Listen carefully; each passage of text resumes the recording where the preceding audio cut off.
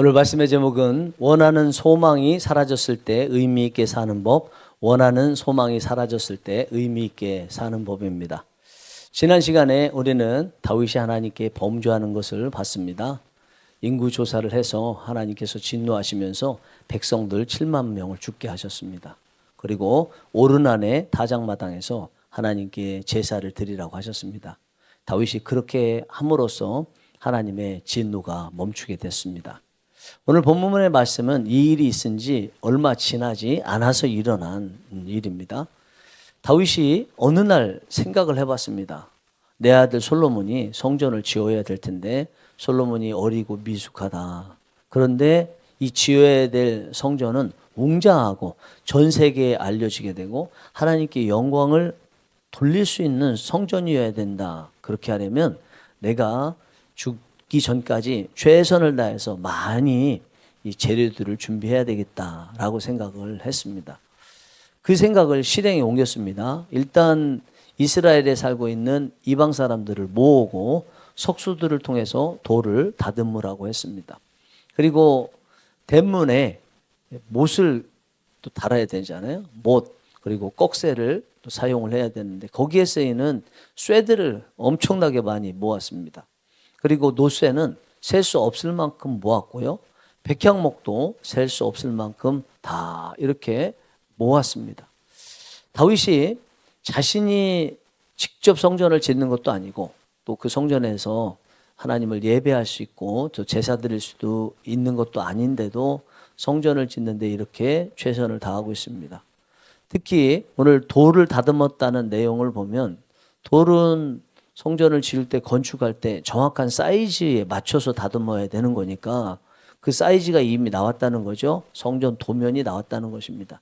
그러니까 다윗은 성전을 짓는 데 있어서 필요한 모든 것을 최선을 다해서 준비한 거예요. 본인이 지을 것도 아니면서. 그만큼 다윗이 성전 짓는 데 진심이었다는 것을 알 수 있습니다. 그리고 성전을 지어 드리려던 목적이 하나님을 위한 것이었으니까 하나님을 얼마나 사랑하는지 우리는 알 수가 있습니다. 저는 오늘 본문의 말씀을 준비하면서 이 성전 짓는 이 내용 전체 끝까지 다 봤을 때 필요한 내용이 저는 다 있다고 생각했습니다. 성전을 짓는 이유, 성전을 짓는 자세, 또 성전을 짓는데 구체적으로 필요한 것이 이렇게 또 나열되어 있고 또 짓는데 필요한 어떤 사람과의 관계도 오늘 본문이 포함되어 있는 21장에 다 나와 있어서 교회 건축하는데 지금까지 건축하셨던 분들이 이 말씀을 참고해서 하셨겠구나 라는 생각이 들었습니다. 그러면서 앞으로 제가 교회 건축뿐만 아니라 무슨 일을 하든지 관련 성경 구절을 찾아서 해야 되겠다는 생각을 했습니다.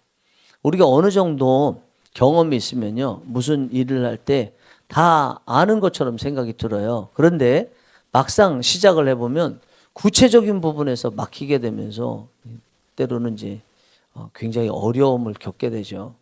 그때 이런 관련된 성경 구절을 찾으면은 어떤 자세와 어떤 종류의 것으로 크게 분류가 돼서 준비해야 되는지를 알게 되면서 구체적으로 무엇을 준비해야 되는지도 알게 되는 거죠. 거기서 파생돼서 계속 알게 되기 때문에 그렇습니다.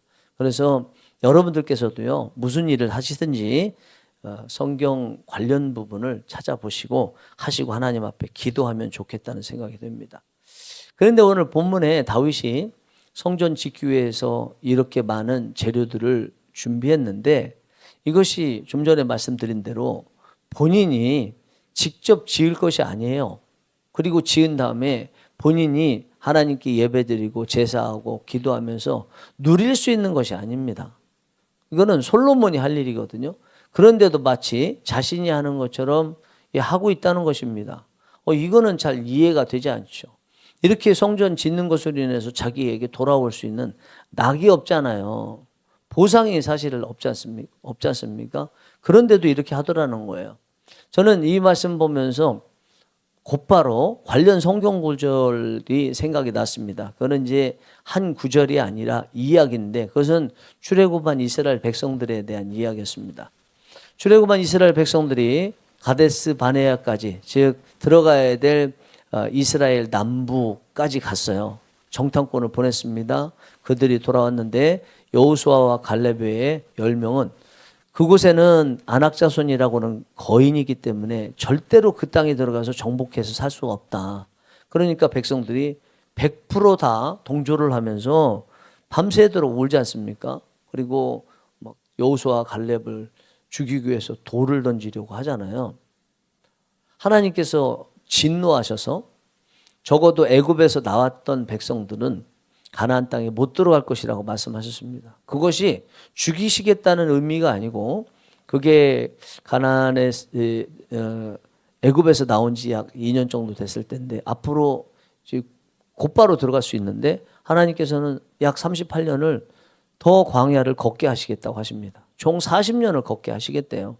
그 40년 지내는 동안에 애굽에서 나왔던 이스라엘 백성들은 다 죽는데 여호수아와 갈렙 외에는 다 죽는다는 거죠. 그러면 그들에게 애굽에서 나왔을 때의 꿈은 가나안 땅에 들어가는 것이 아니었겠습니까? 가나안 땅에 들어가면 최초로 자기 나라가 생기고 자기 개인도 또 나라도 땅이 생기는 거예요. 그리고 그 땅이 자기들이 그토록 그리워하고 그토록 존경하고 시조로 여기는 것을 자랑스럽게 여겼던 아브라함이 살았던 땅입니다. 그리고 그의 아들 이삭 또 손자 야곱이 살았던 땅이잖아요.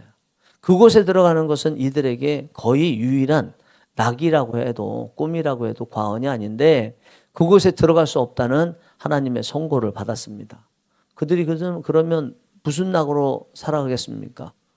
그렇다면 가나안 땅에 못 들어가고 가나안 땅이 낙인데 그 가나안 땅에 못 들어간다면 가나안을 향해서 발걸음을 떼고 싶겠습니까?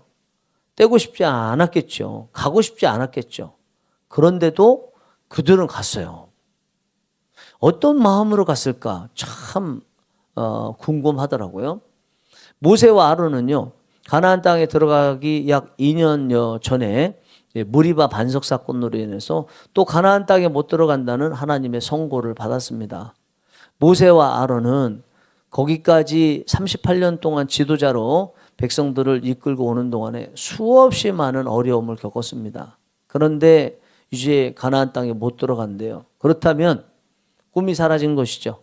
모세는 지도자, 아론은 대제사장으로서 모든 직위를 내려놓고 나는 한 발자국도 안 가겠습니다. 어차피 못 들어가는 거, 그리고 내가 아무것도 하지 않겠습니다.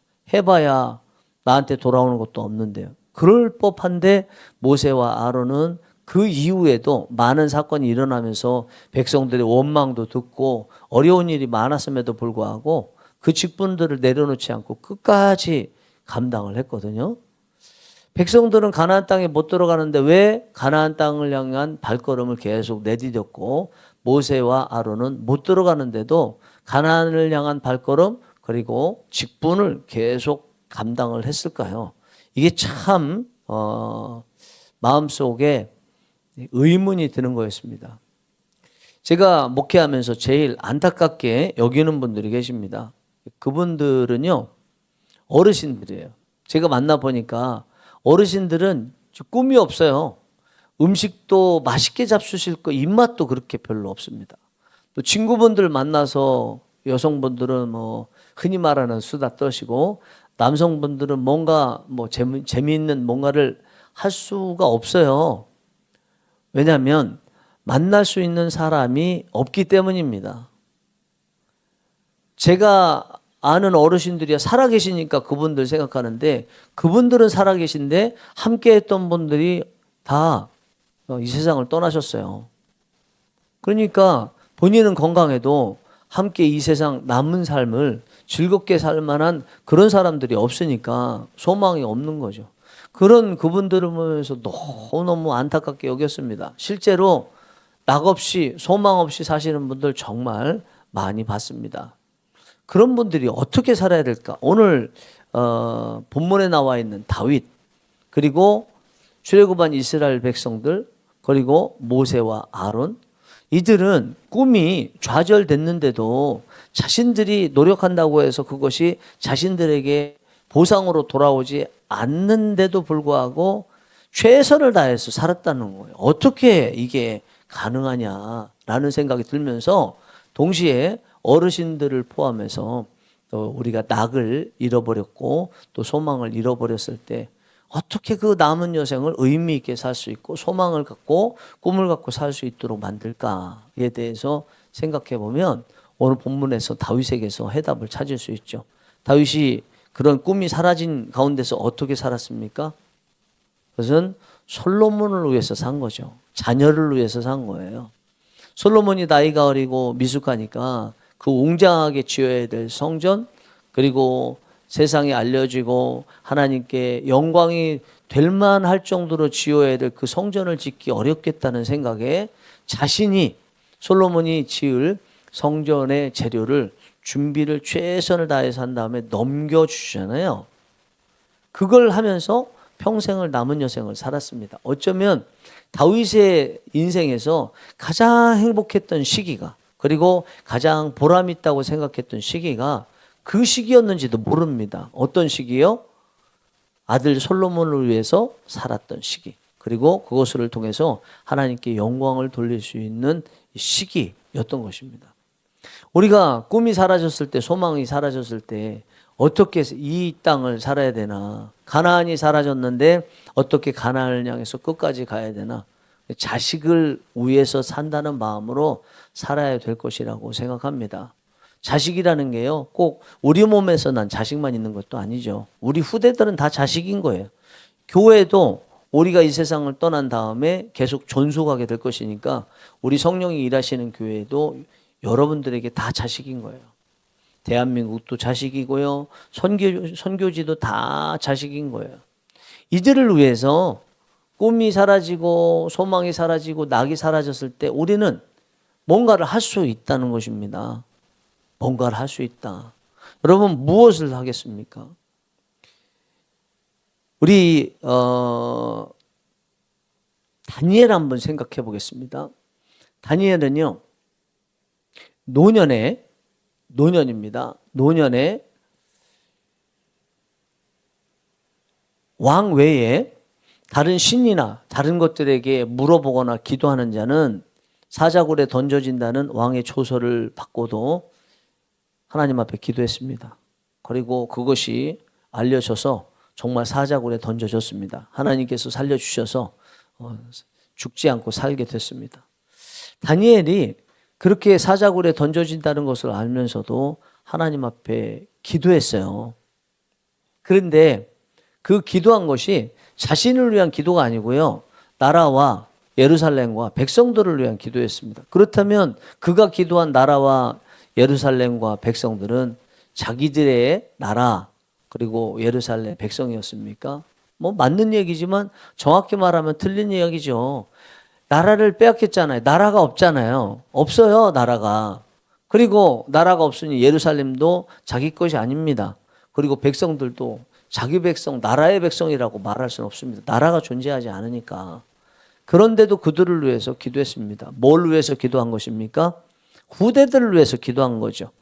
비록 지금은 멸망을 했지만 하나님께서 포로로 끌려간 지 70년 만에 돌아온다고 말씀하셨기 때문에 돌아올 후대들을 위해서 기도한 거예요. 언제요? 그의 노년의 때. 그렇게 절망하고 꿈이 없고 낙이 없을 그 순간에 후대들을 위해서, 나라를 위해서, 백성들을 위해서, 또 성전을 위해서 기도했다는 것입니다. 우리가 해야 될 것이 그거라는 것이요. 나이가 많고 소망이 사라졌을 때 우리 후대들을 위해서 할 수 있는 것이 있는데 그 중에 하나가 기도 아니겠느냐라는 것입니다. 어느 연세 많이 드신 분이 계셨습니다. 이분이 이제 권사님인데 은퇴하기 직전에 병이 아주 깊이 드셔서 일어나시기 어려운 상황이 됐습니다. 돈은 조금 있고 그러니까 이분이 어쨌든 하나님 앞에 절망 가운데서 이렇게 살니 차라리 죽여주시옵소서 하는 마음으로 기도하다가 문득 하나님이 주신 감동 하나를 받았어요.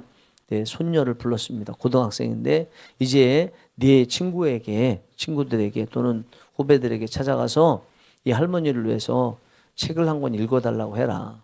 1시간당 얼마를 주겠다. 그러면서 일반 아르바이트 시급보다 높은 시급을 제시를 했습니다.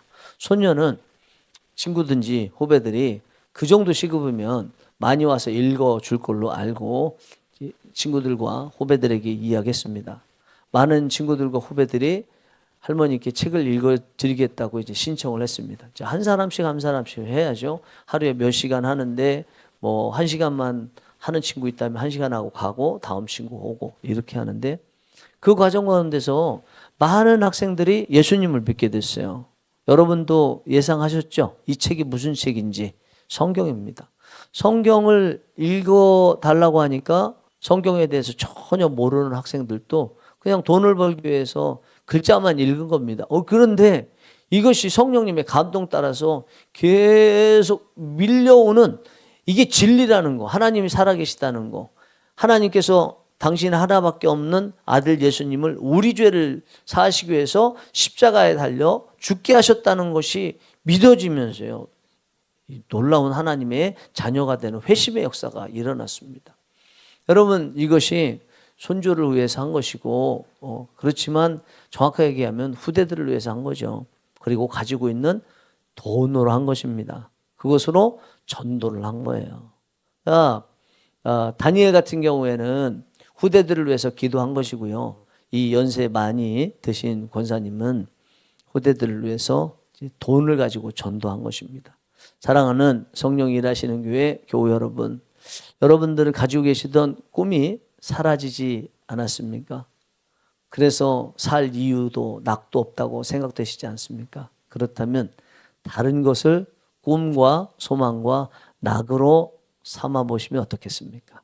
그것이 여러분 자녀들 또 이 나라, 선교지, 우리 교회 곳곳에 후대들을 위한 꿈으로 남은 여생을 사시면 어떻겠습니까? 우선적으로 기도하시면 좋겠고요. 또 자녀분들이 용돈은 주실 거 아니에요. 그 용돈 잘 모아보세요.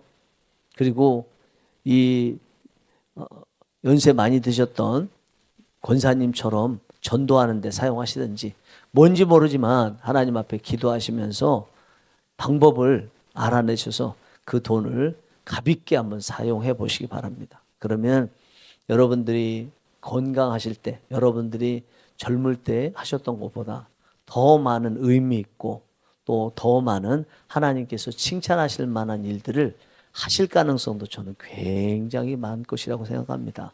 그리고 이 나라 이 민족이 여기까지 오는 데 있어서 지금 뭐 어려움이 많지만 그래도 우리 선배들의 기도 덕분이고 그 선배들 중에 가장 많이 기도하신 분이 어쩌면 소망 없고 낙이 없다고 생각하는 아무것도 할 수 없는 상황 가운데 계셨던 어르신과 같은 분들이 전심으로 심무할 때가 아닌 그 이후에 기도한 것인 것으로 이만큼 있는지도 모르겠어요. 그러면 대한민국의 미래도요. 연세 많이 드신 분들, 소망이 없다고 생각하시는 분들께 많이 달려 있을 수 있다고 생각합니다. 여러분들이 우리 후대들, 대한민국 선교지, 우리 교회 포함해서 모두를 아주 융성하게 만드는데 귀하게 쓰임받기를 원합니다.